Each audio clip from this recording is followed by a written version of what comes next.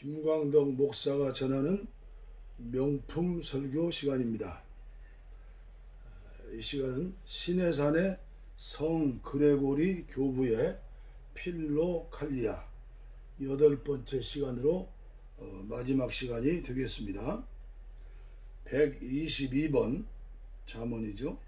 바울은 새 사람을 새로운 세상이라고 부릅니다.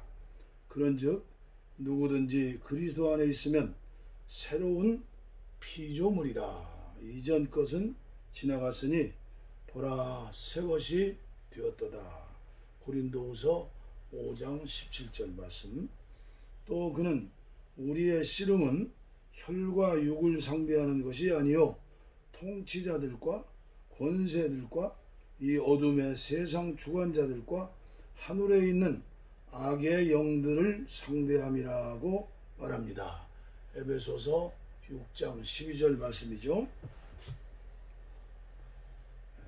이 말씀에 따르면 은밀하게 우리와 싸우는 자는 본질상 영혼의 본성적 능력과 비슷한 큰 세계에 거한다고 가정해야 합니다. 세 가지 큰 악은 영적으로 분투하는 사람의 영혼의 세 가지 능력을 공격합니다.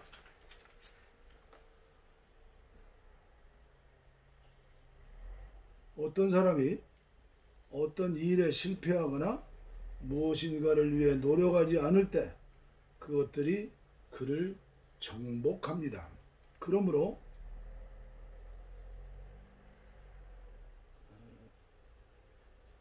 무장하고 일어나 그것의 힘은 허리에 있고 그 뚝심은 배의 힘줄에 있는 사람. 욥기 40장 16절. 마음에 집중하는 사람들을 공격합니다. 무적행의 주관자 용이지요. 마귀. 그는 그들에게 불화살의 구름으로 공격하는 정욕을 사랑하는 망각의 거인을 보내어 그들의 내면에 있는 정욕을 사나운 바다처럼 흔들어 거품이 일게 하고, 만족을 모르는 정념의 경류로 그들을 덮음으로써 혼란을 초래하는 것입니다.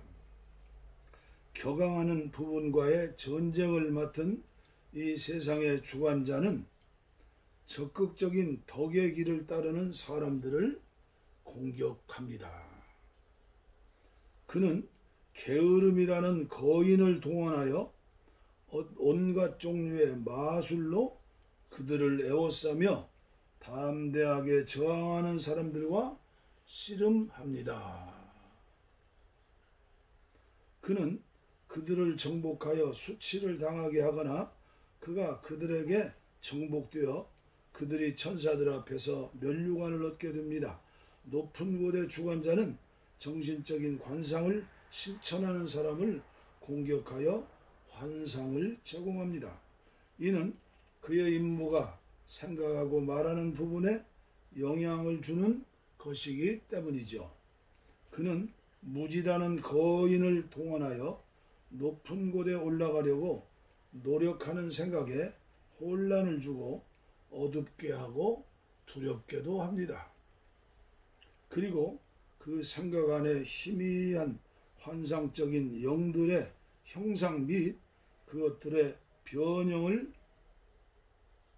주입하고 번개와 천둥, 태풍과 지진 등의 환영을 만들어냅니다. 이처럼 이 세 주관자는 각기 영혼에 상응하는 능력을 대적하고 영향을 미치며 자기가 맡은 부분에 대한 공격을 주도합니다. 무섭죠? 123번째. 한때 그것들도 정신들이었습니다.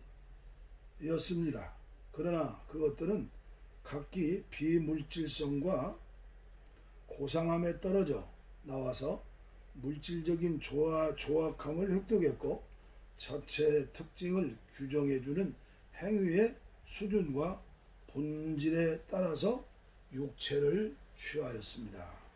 그 이후로 그것들도 인간처럼 천사들의 즐거움을 잃고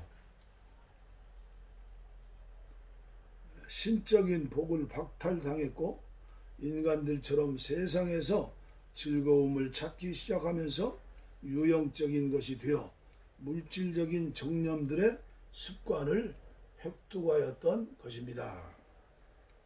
이것은 결코 놀라운 일이 아닙니다.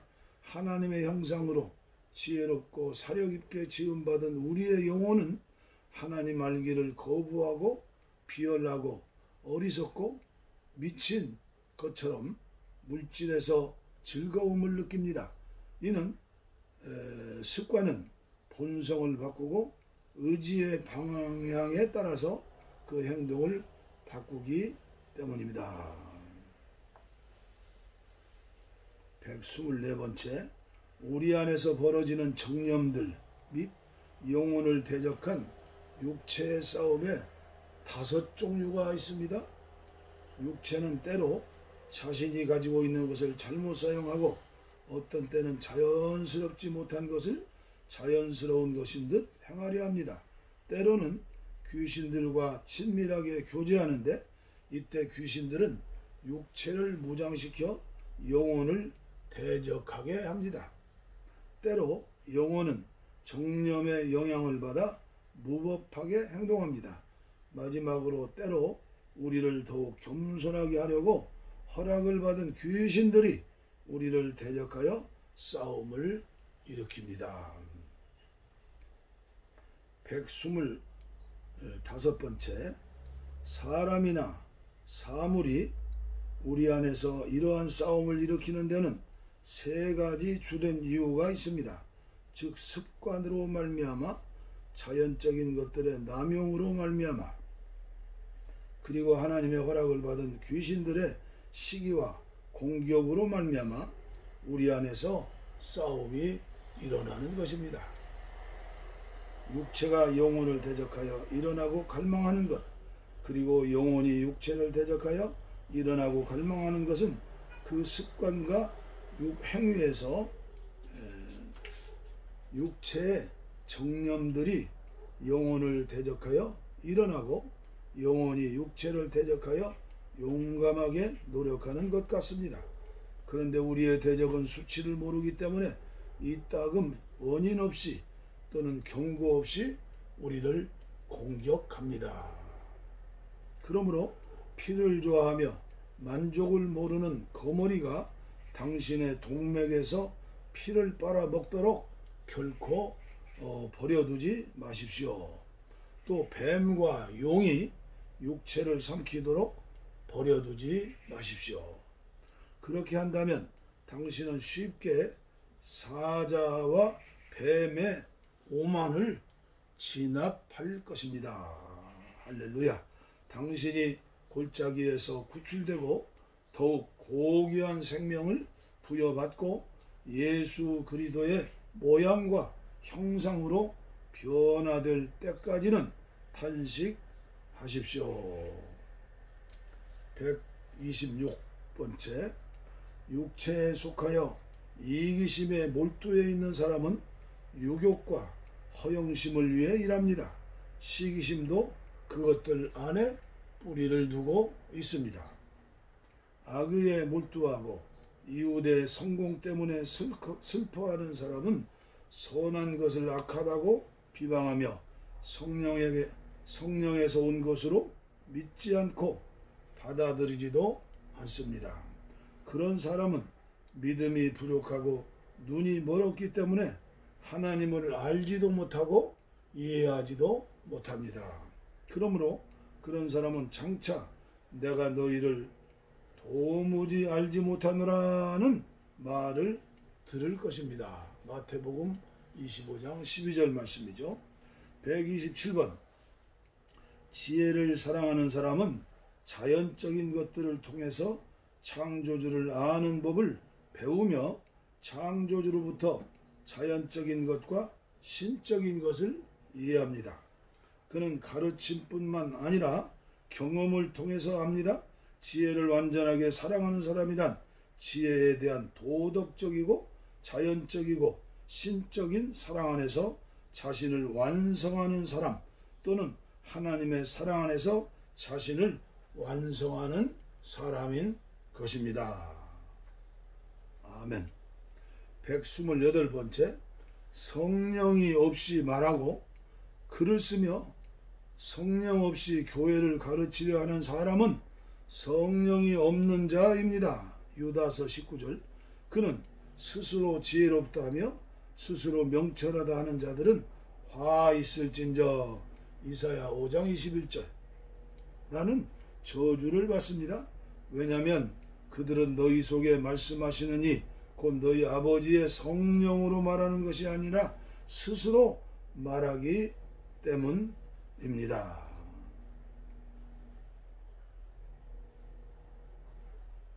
129번째, 사도 바울은 너희는 그리스도의 몸이요 지체의 각 부분이라. 고린도전서 12장 27절. 몸이 하나요 성령도 한 분이시니. 에베소서 4장 4절 말씀하십니다. 영이 없는 몸이 죽어 무감각한 것처럼 계명을 소홀히 하여 정념들에 의해 무감각해진 사람은 성령과 그리스도의 은혜의 조명을 받지 못했기 때문에 세례를 받은 후에도 여전히 게으릅니다.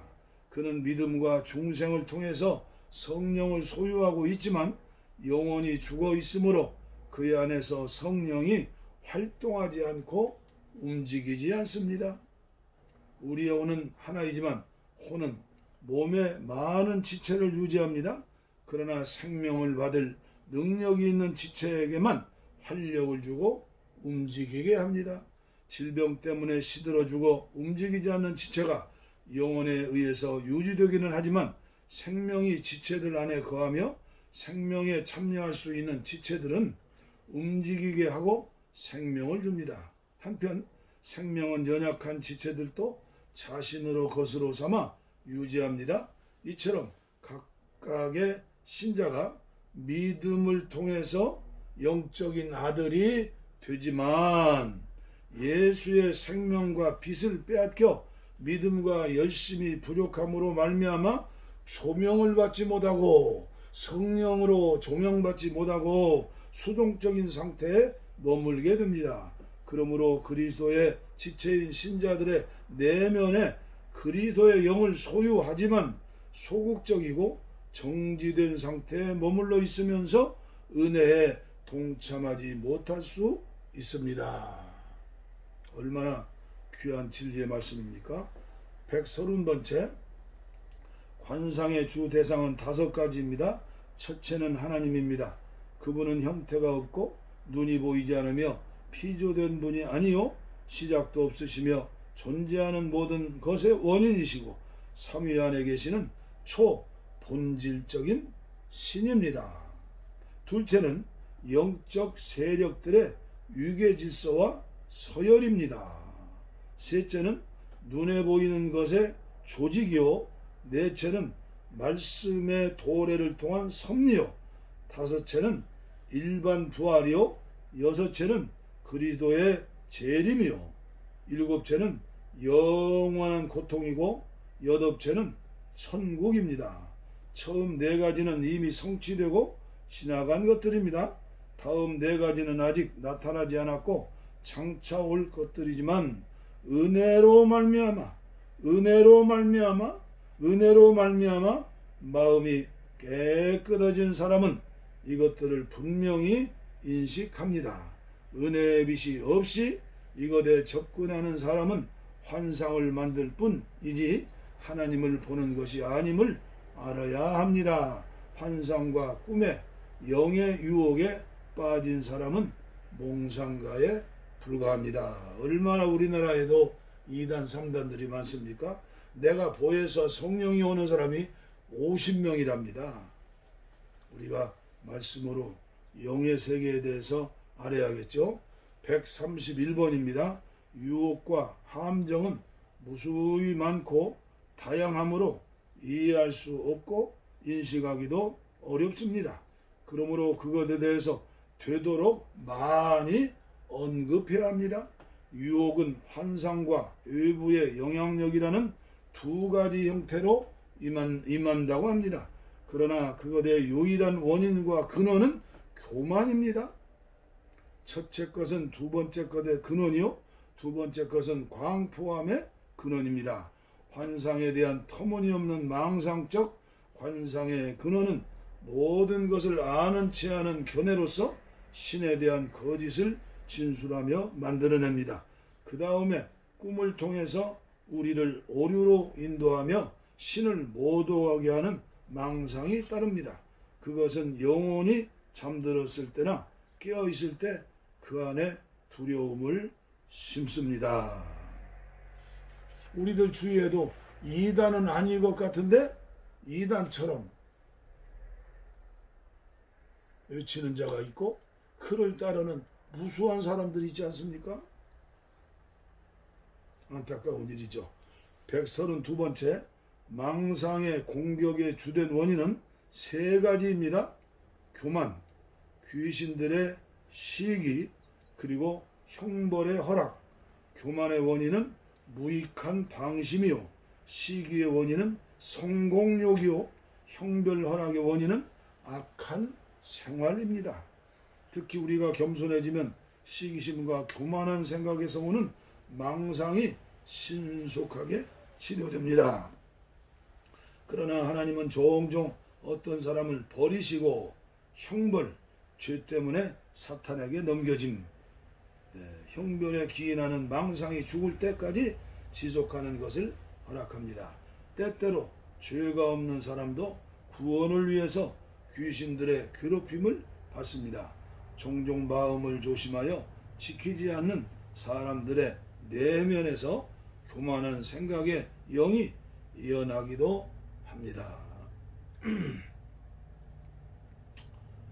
특별히 저를 위시해서 한국의 부흥사들이 정말 영적인 세계를 알고 새로운 메시지를 준비할 것 같습니다. 저도 옛날에 부흥에 다니면서 이런 세계를 전혀 모르고 율법적인 설교, 축복받으라는 설교, 참 안타깝고 죄송하지요.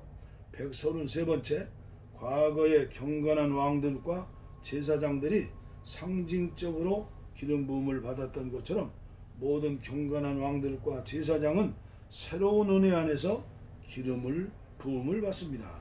그들은 우리 모두를 예시하는 진리의 상징들입니다. 그것은 기름 부음을 받아 정령으로부터 해방된 순결한 사람이 지금부터 영원히 하나님께 바쳐진다는 것을 의미합니다. 주여, 한국교회에 이런 순결한 젊은 종들이 많이 나왔으면 좋겠습니다. 134번째, 내 입은 지혜를 말하겠고 내 마음은 명철을 작은 소리로 읊조리로다. 시편 49편 3절 말씀입니다. 말하는 사람은 하나님의 자연적인 역사를 통해서 하나님 아버지의 유격적 지혜이신 말씀을 나타낼 것입니다. 135번째, 망상은 사람을 영원한 멸망으로 인도하는 진리의 원수입니다.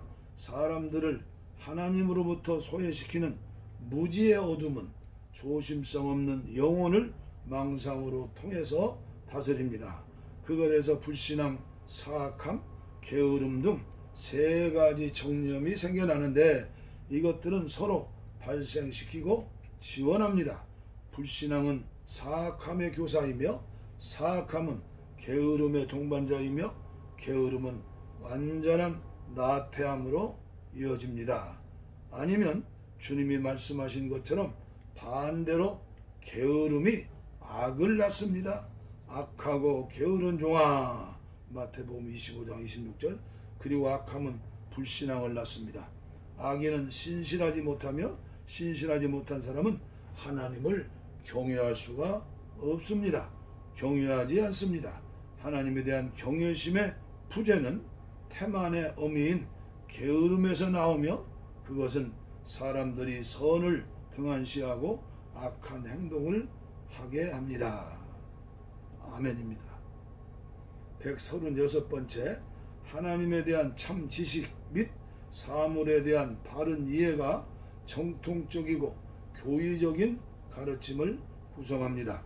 그러므로 우리는 다음과 같이 하나님을 찬송하여야 합니다. 우리 하나님이신 그리스도를 찬양합니다.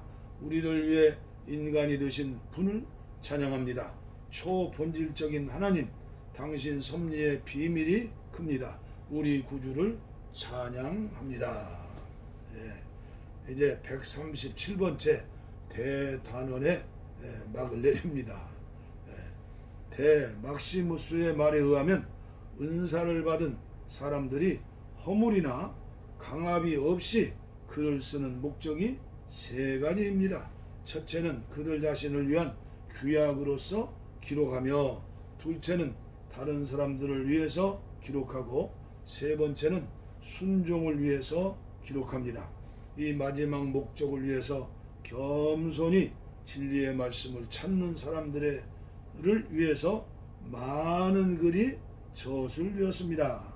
그러나 명예를 위해서 글을 쓰는 사람은 자신의 상을 잃고 현세에서나 내세에서 이것에서 유익을 받지 못할 것입니다.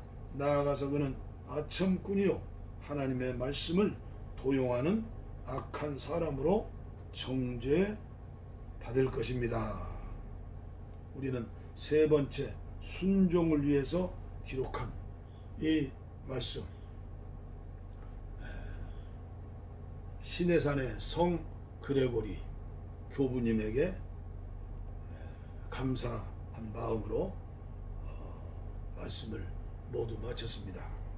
이 저의 유튜브 명품 설교에 동참하시는 사랑하는 주의 종들과 성도님들에게 간곡한 말씀을 드립니다.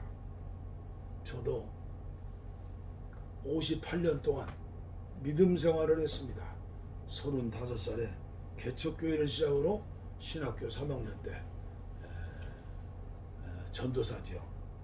지금까지 주님의 가신 길을 걷는다고 하지만 또 제대로 된 목회자로서 몸부림치며 기도하며 살았지만, 이런 말씀을 읽었을 때 정말 금같은 명품 설교 말씀을 우리보다 앞서가는 영적인 거성들의 말씀을 들었을 때 너무나 은혜가 되고 회개가 되고, 그러나 저에게는 이제 목회할 기회가 없죠. 그러나 코로나19를 통한 이 비대면 시대를 맞이해서 저울로 유튜브 방송국을 통해서 이런 말씀을 전하게 되었습니다. 아무쪼록 이런 영적인 세계에 대해서 그리스도의 성품을 닮아지는 것에 대해서 인간에게 있는 정념들 수만 가지, 수천 가지, 이런 것들을 어떻게 우리가 이겨내고 예수님의 마음을 가지고 참사랑을 실천하면서 교회를 섬기고 주님께서 맡겨주신 성도님들을 섬길 수 있겠습니까? 이 백성이 지식이 없어서 망한다고 구약의 미가 선지가요? 선지자를 통해서 말씀하지 않았습니까?